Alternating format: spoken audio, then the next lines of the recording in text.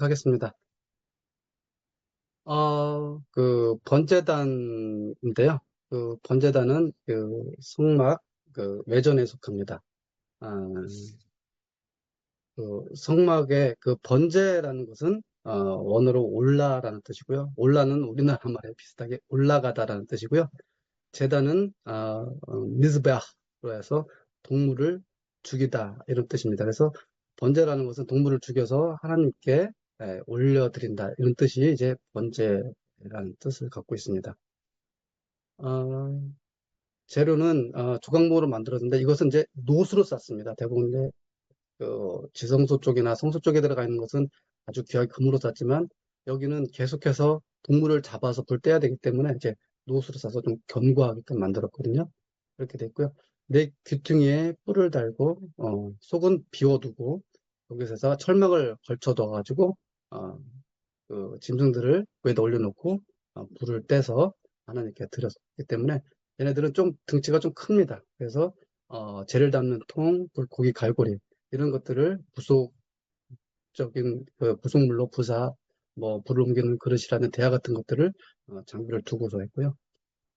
그 크기는 이제 여기 있는 것들을 사장님께서 우리 성도님께서 한번 읽어보시도록 하고요. 레위기에서는 불이 여호와 앞에서 나와 제단 위에 번제물과 기름을 사르니라 온 백성이 이를 보고 소리지르며 엎드렸다라는 말씀도 나왔거든요. 그리고 시편 기자는 니구퉁이 뿔을 보면서 나의 구원의 뿔이라고 이렇게 표현했고요. 어, 히브리서 기자는 이렇게 말씀했습니다. 율법은 장차 올 좋은 일의 그림자일 뿐이다. 참 형상이 아니다. 해마다 드리는 이런 제사로 나오는 자들은 언제나 온전하게 할 수가 없다. 그러나 이 제사들에는 해마다 죄를 기억하는 것이 있다. 그렇죠? 그래서 우리가 이런 제사를 통해서 우리가 그런 것들을 기억하게 하는 거죠. 그렇지만 어쨌든 이 황소, 염소, 양 이런 것들의 피가 등의 죄를 없이 하지는 못한다. 이렇게 말씀하고 계십니다. 그러면서 어, 첫 번째 것, 그것을 패하면 둘째 것을 세우려 하는 건데, 예수님 그리스도의 몸을 단번에 드림으로써 말미암아 우리가 거룩하게 얻을 수 있다. 라고 이렇게 예수님에 대해서 말씀을 해주셨습니다. 그 다음으로 이제 물두멍입니다. 물두멍은 노수로 만들었습니다. 그러니까 특히 이제 해막에서 수종드는 여인들의 거울로 만들었는데요. 거울 하면 우리가 얼굴을 보고 고치잖아요. 그런 것처럼 제사장들도 이 물두멍 앞에서 자신들의 마음을 비추는 그리고 씻어서 성결하게 하는 성도의 도구로 사용됐습니다. 위에 있는 저 그림을 보시면 더 우리가 알듯이 물두멍에서 손과 발을 씻는 제사장들의 모습이고요. 그 물두멍은 우리 그리스도인의 성결을 나타내고요. 그 물두멍 안에 들어있는 그 물은 하나님의 말씀, 하나님의 성령을 나타나고 상징한다고 보면 될 것 같습니다. 성막의 울타리입니다. 성막의 울타리는 옆에 있는 그 성막 기둥 있죠. 그 기둥을 60개를 쭉 싸고 그 다음에 세마포로 둘러서 바깥 울타리를 쭉 싼 겁니다. 네. 그리고 거기에 놋 기둥으로 세워서 세마포를 만들었는데요. 이놋 기둥은 우리가 민수기에서 우리가 좀 살펴볼 것은 지금 요르단의 느보산에 가면 모세의 기념교회에 놋뱀을 상징하는 그런 상징물이 있는데요. 여호와께서 모세에게 이르시되 물뱀을 만들어 장대 위에 매달아 물린 자마다 그것을 보면 살리라. 모세가 놋뱀을 만들어서 장대 위에 다니 뱀에게 물린 자가 그 놋뱀을 쳐다본 즉 다 살더라. 이 말씀 우리가 너무 잘 알고 있습니다. 그와 같이 아, 모세가 광야에서 뱀을 든 것과 같이 인자도 들려야 하리니 그를 믿는 자마다 영생을 얻게 하려 하심이라 라고 요한복음 말씀하고 계십니다. 제사장의 옷입니다. 제사장의 옷은 이제 여기 에봇인데요. 근데 주로 이제 이것은 이제 근무복이라고 보면 되겠습니다. 이것은 이제 금실 청자석, 홍색실, 그리고 배실로 이제 정교하게 짜서 만드는데요. 어깨에 어깨받침에 기념 보석을 2개를 답니다. 그리고 거기에 보석에 6개씩 12지파를 상징하는 보석을 새기고요. 그 앞에, 가슴 앞에 이제 판결 흉패를 2겹으로 짜가지고 그 안에다가 우림과 둔빔을 둡니다. 그리고 겉옷은 청색으로 만들었는데요. 청색 하단에 그 겉옷이에요. 사실 겉옷이 이제 위에 있는 에봇을 받쳐주는 역할을 하고요. 석류 금방을 높이 바닥에다가 이것을 연결해서 달아가지고 혹여 제사장들이 그 지성소에 들어가서 하나님을 섬기다가 아차 잘못해서 네, 하나님의 불을 받게 되면 이제 끌려 나오게 되는 그런 예화도 있다고 그러는데요.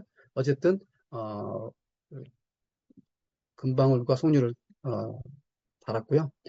머리에 이제 숭근 패를 여호와께 성결, 그래서 그 숭근 패로 머리에 둘렀고요.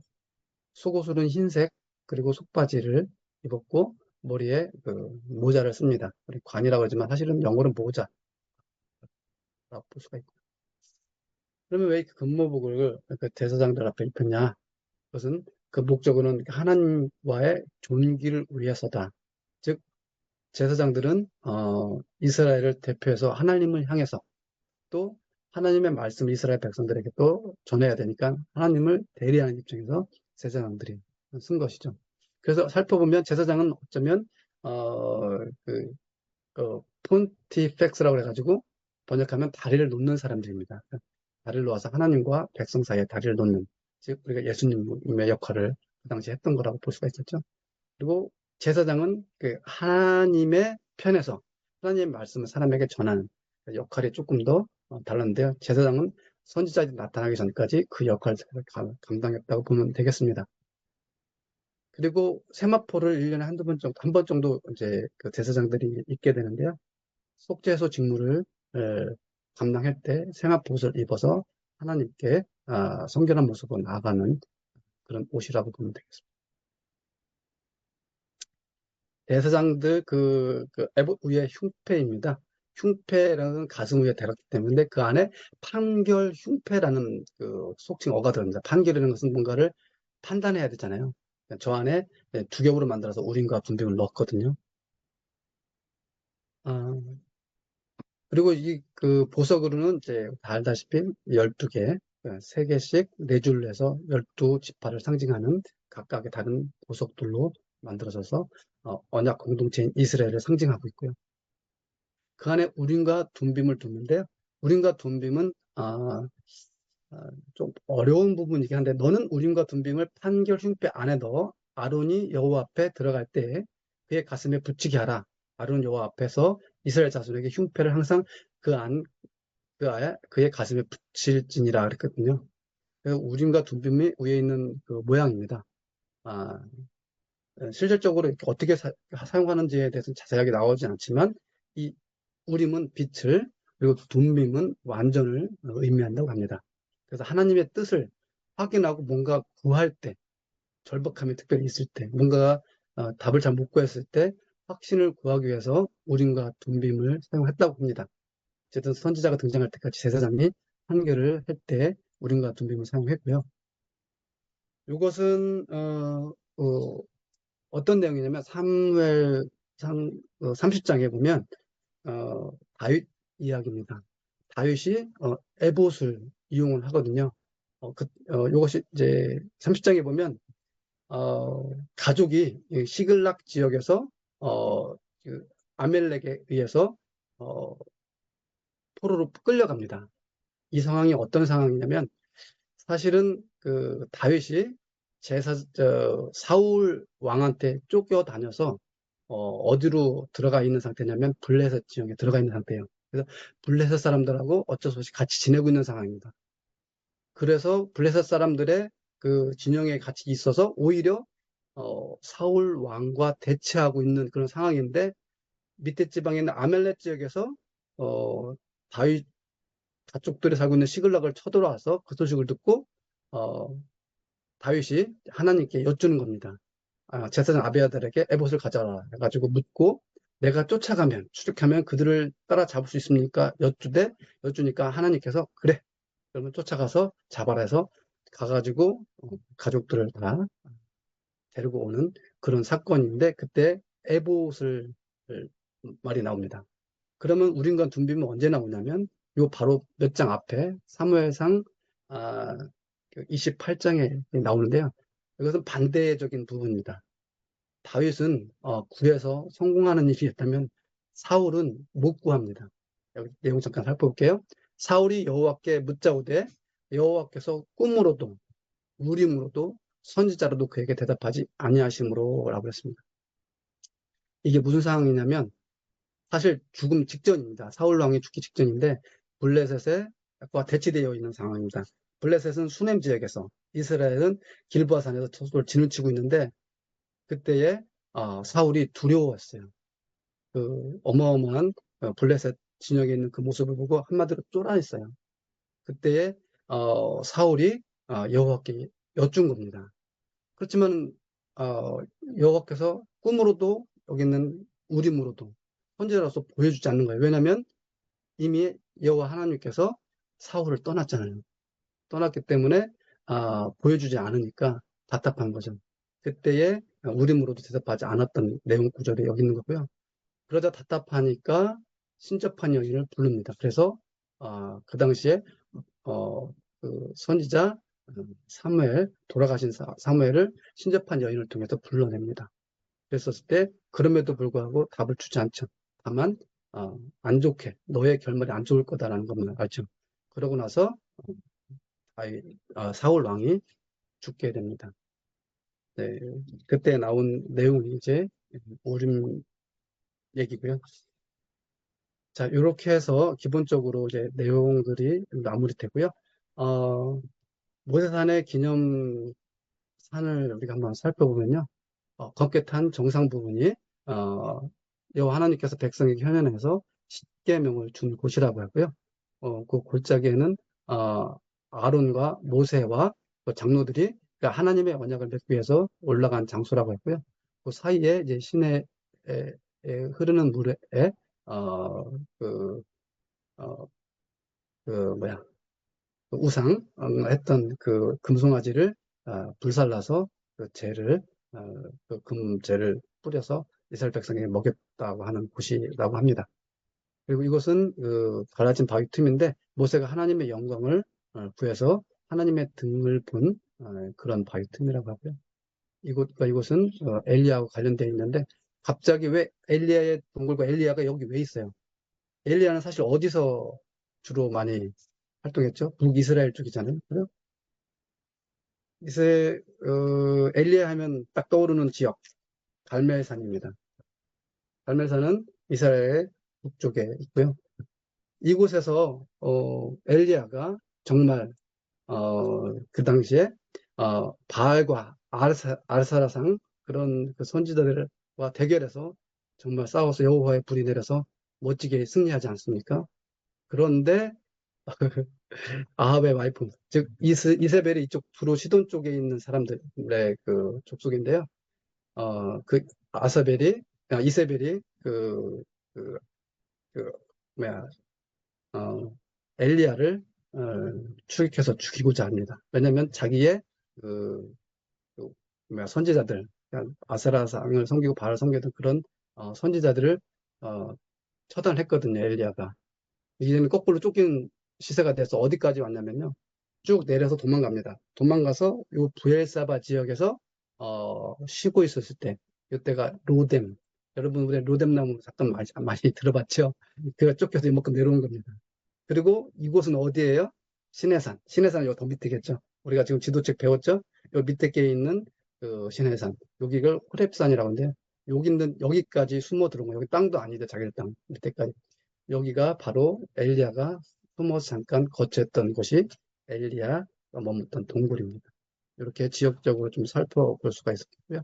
모세가 세운 제단이 있고 모세가 세운 12개 기둥이 있다고 합니다. 이 부분은 이제 시내산 부분을 그 위성으로서 살펴본 곳인데요. 시내 광야에 있는 항공 사진입니다. 요 두 부분이 둘 중에 하나가 금송아지 에, 사건이 있었던 곳이라고 하고요. 그 안에 보면 우측에 보면 모세산 에발모사가 있고 그 사이에 캐서린 수도원 가장 오래된 수도원이 있다고 하고요. 그 수도원 안에 이렇게 가시덤 불 모양이 있는데요. 이것이 모세가 부름을 받은 곳이라고 합니다.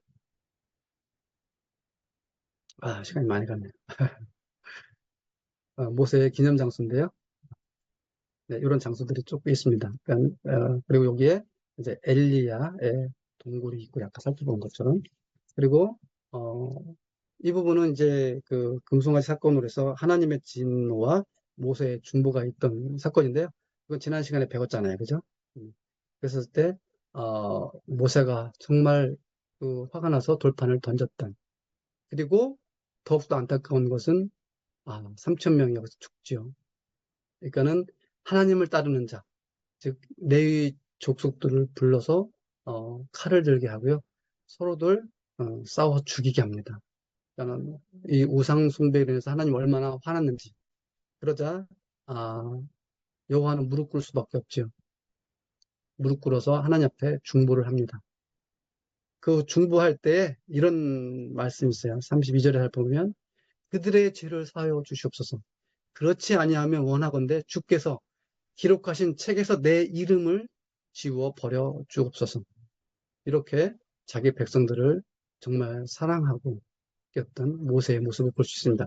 이 성경 말씀은 우리 신약에서도 똑같은 내용들이 있습니다. 사도 바울이죠. 고린도전서 9장에 보면 나의 형제 곧 고륙의 친척을 위하여 내 자신이 저주를 받아서 그리스도에게서 끊어질지라도 내가 원하는 바로다.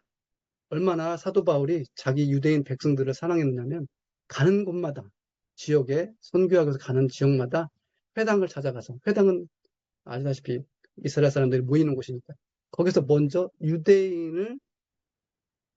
유대인에게 복음을 예수님의 복음을 전했습니다. 그렇지만 많은 사람들이 믿지 않았죠. 오히려 그래서 그는 이방으로 가서 이방인의 사도가 되어져 버린 것이 사도 바울입니다. 이것처럼 민족을 위해서 기도했던 모세와 바울처럼 우리들도 오늘날 우리에게 주는 도전은 정말 우리 민족과 나라를 위해서 그리고 우리 서로들 교회를 위해서 우리가 무릎으로 나아가는 여러분과 제가 되었으면 좋겠습니다. 중보하는 장면인데요. 그러니까 회막 아까도 살펴본 것처럼 이 진이 아니라 그 진 밖으로 나가서 그 회막에서 모세가 중보를 합니다. 나는 너희와 함께 올라가지 아니하겠다. 하나님께서 말씀하시는 거죠. 왜냐하면 너희가 죄인이기 때문에 진멸할까 한다는 거죠. 그러니까는 내가 참으로 주님의 목전에서 은총을 입었으면 어, 여호와 하나님 주의 백성으로서 이 족속을 여겨 주시옵소서. 이렇게. 그러니까 내가 알았다. 친히 가리라. 내가 너를 쉬게 하리라 합니다. 그럼에도 불구하고 쉬견치 않은 거죠. 주께서 친히 가지 아니하시거든 우리를 이곳에 올려보내지 마옵소서. 정말 삐치듯이 그런 말씀을 여호와께 간청하는 겁니다. 그리고 주께서 우리와 함께 행하심으로 주의 백성을 천하만민 중에 구별해 주신 거 아니냐. 그럼으로써 꼭 같이 좀 올라가게 해달라고 한 거죠. 그래.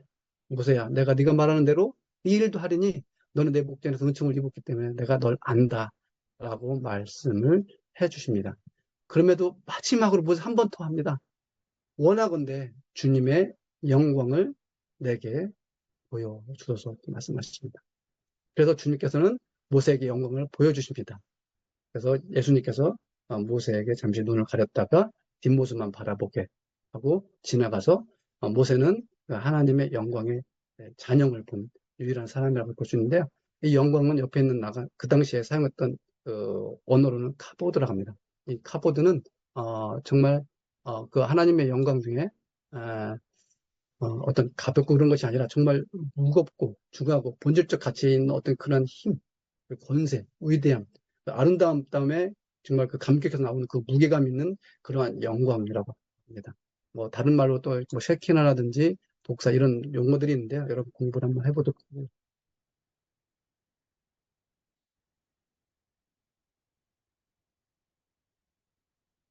성소에 들어가는 비용들은 이렇습니다.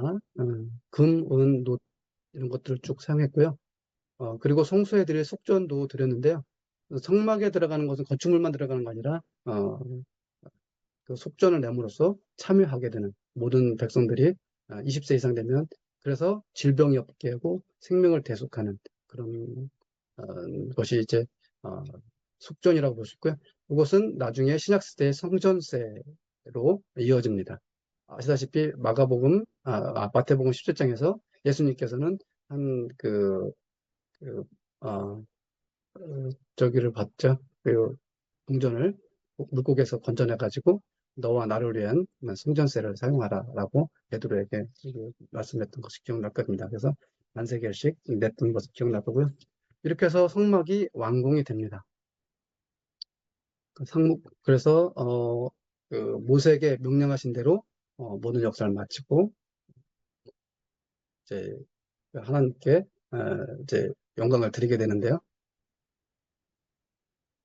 어, 모세에게 명령하신 대로 되었다라는 것이 19번 언급됩니다. 그만큼 음, 하나님께서 명령하신 대로 잘 완수했다라는 것을 살펴볼 수 있고요. 이 장면 잘 우리 여러분들 눈에 새겨뒀으면 좋을 것 같습니다. 이 성막이 있고요. 바깥에 진이 있습니다.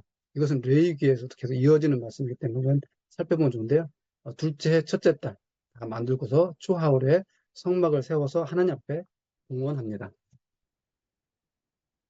성막을 세우고 덮개를 덮으니 여호와께서 모세에게 명령하신 대로 다 되었습니다. 또 그 안에 지성소 안에 증거판을 넣고 개 넣고 그리고 속죄수 위에 개 위에 속죄소 위에 개를 두고요. 그다음에 회장을 늘어뜨려서 두었더니 이제 여호와께서 모세에게 명령하신 대로 지성소도 완성이 됐고요. 그리고 성소도 상을 그 위에 진설했고 등잔대에 불을 켜고 일명단 위에 향을 살아서 여호와께서 모세에게 명한 대로 됐고요. 번제단과 물두멍을 성막들에다가 두었고 그 다음에 뜰에 포장을 쳐서 뜰문에 회장을 달아가지고 하나님 앞에 봉헌을 하게 됩니다. 이것이 마지막 장 40장입니다. 그러자 이제 그 하나님의 영광, 여호와의 영광이 이제 임재하게 되는데요. 아, 이렇게 역사를 마쳤더니 모세가 역사를 마쳤더니 이제 하나님의 영광이 낮에는 여호와의 구름이, 밤에는 불의 그 기름등으로 구름기둥으로 불기둥으로 구름기둥으로 보호하고 안내해 주시는 그런 모습들을 보는데요. 이것들을 모든 이스라엘 사람이 그들의 눈으로 보았다 했습니다. 성막이 주는 교훈입니다. 성막의 핵심은 어, 두 가지가 있습니다. 하나님의 임재와 부재, 즉 우리가 그 하나님 앞에 나아갈 수 없는 죄가 있으면 나아갈 수가 없습니다. 그래서 하나님 앞에 하나님이 함께 하시는 은혜뿐만 아니라 백성은 반드시 죄의 문제를 해결해야 되는 위험성을 가진 거룩성이라고 표현을 할 수가 있을 것 같습니다. 성막의 교훈으로는 우리가 쭉 살펴본 것처럼 마지막에 한 번 더 언급하도록 할 거고요. 예수 그리스도와 성막의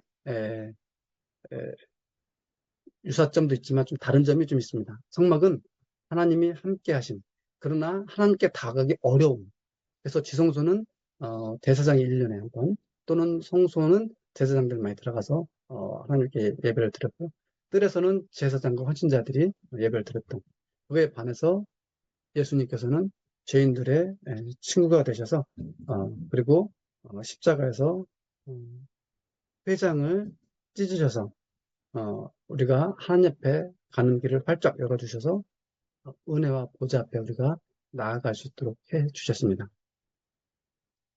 유의할 점 있죠? 우리가 새 성막 대신 예수님이 우리가 하나님께 나아갈 수 있는 길을 열어놓았다고 해가지고 우리가 구원받은 후에 죄를 짓는 것에 대한 면죄부는 아니거든요. 그래서 히브리서 10장에서는 이렇게 표현하고 있습니다. 하물며 하나님의 아들을 짓밟고 자기를 거룩하게 한 여인 언약의 피를 부정한 것으로 여기고 은혜의 성령을 욕되게 하는 자가 당연히 받을 형벌은 얼마나 더 무섭겠는가 너희는 생각하라. 즉 하나님 예수님을 믿고 구원을 받았지만 우리가 죄에 대해서 그렇게 쉽게 생각하지 말라는 강력한 경고의 메시지라고 볼 수가 있겠습니다. 성막과 신앙 과정을 좀 살펴보면요. 아, 하나님께서 천지를 창조하시고 에덴에서 아담이 하나님과 함께 거했습니다. 그 당시는 제사장과 레위처럼 직접 대화를 했고 사역을 했죠. 그리고 성막과 성전에서는 여호와의 영광이 임했습니다. 그렇지만은 모세와 제사장들은 들어가지 못했습니다. 그에 비해서 예수님께서는 말씀이 육신이 되어 우리 가운데 거하시는 우리와 함께 살아가는 장막을 치는 그 장막이 함께 사는 그러한 것이 이제 스케노라고 합니다. 그리고 지금 오늘날 교회 너희가 하나님의 성전인 것과 하나님의 성령이 너와 안에 계시는 것을 알지 못하느냐 그랬습니다. 우리가 미래에 대한 소망이 있습니다. 새 예루살렘, 그러니까 하나님의 장막이 사람들과 함께 있음에 그랬습니다. 하나님의 장막이 사람들과 함께 있다. 그리고 하나님과 어린 양이 성전이시니라. 무슨 뜻일까요, 이게? 예, 이미 하나님과 어린 양이 그 계시록 새 하늘과 새 땅에서는 이미 성전인 것이죠. 이거는 또 다른 것이 아니라 하나님 자체가 어린 양 자체가 그러니까 성전만 있는 거예요. 이 삶 자체가 새 땅은 다 성전으로 구성되어 있는 것이다라고 계시록에서 말씀해 주고 계십니다. 네, 그동안 출애굽기 배운 종합인데요. 여러분 확인해 보시고 복습해 보시면 좋겠습니다. 여기 시내산, 호렙산에서 이루어졌던 일들이었습니다. 마지막으로 우리가 이것을 살펴보고 점검하도록 하겠습니다. 우리가 배운 대로 성방문은 구원으로 가는 유일한 문입니다. 예수님이 우리의 구원의 유일한 구주고요. 번제단 앞에서 나의 죄는 무엇인가? 예수님의 피로 속죄받은 것을 우리가 확신하고 있는지, 나는 용서받은 의인이라는 걸 정말 믿음으로 확신을 갖고 있는지, 그리고 물두멍 앞에서는 나의 죄를 버리는 성결한 삶을 살고 있는지, 그리고 성령 충만한 삶을 살고 있는지, 금초대 앞에서는 빛된 생활을 하고 있고 우리에게 주어진 사명을 정말 충실히 잘 감당하고 있는지, 진설병상 앞에서는 나는 헌신하고 있는지, 생명의 떡이신 예수님을 나의 영의 양식으로 말씀 묵상하며 말씀대로 살려고 노력하고 있는지, 문영단 앞에서는 하나님 앞에 우리가 기도를 꾸준히 하면서 날마다 하나님의 뜻을 다윗처럼 모든 일을 할 때 하나님께 구하고 모든 일들을 행하고 있는지, 그래서 하나님 뜻이 무엇을 구하고 찾는지에 대해서, 그리고 법계 앞에서는 우리가 어제 부활할 주일 얼마나 감사합니까? 주님을 통해 부활할 것을 믿고 하나님의 말씀 속에 살려고 우리가 애쓰는지에 대해서 한번 살펴보았으면 좋겠습니다. 네, 이렇게 마치도록 하고요. 다음 강의로는 8강 뇌얘기고요. 뇌얘기는 이범렬 집사님께서 해주시겠습니다. 우리는 그동안에 법계, 말씀, 제사장 이런 것들이 이제 레위기에서는 어떻게 운행되는지에 대해서 살펴보고 기대해 보도록 하겠습니다. 네, 이상 마치도록 하겠습니다. 감사합니다.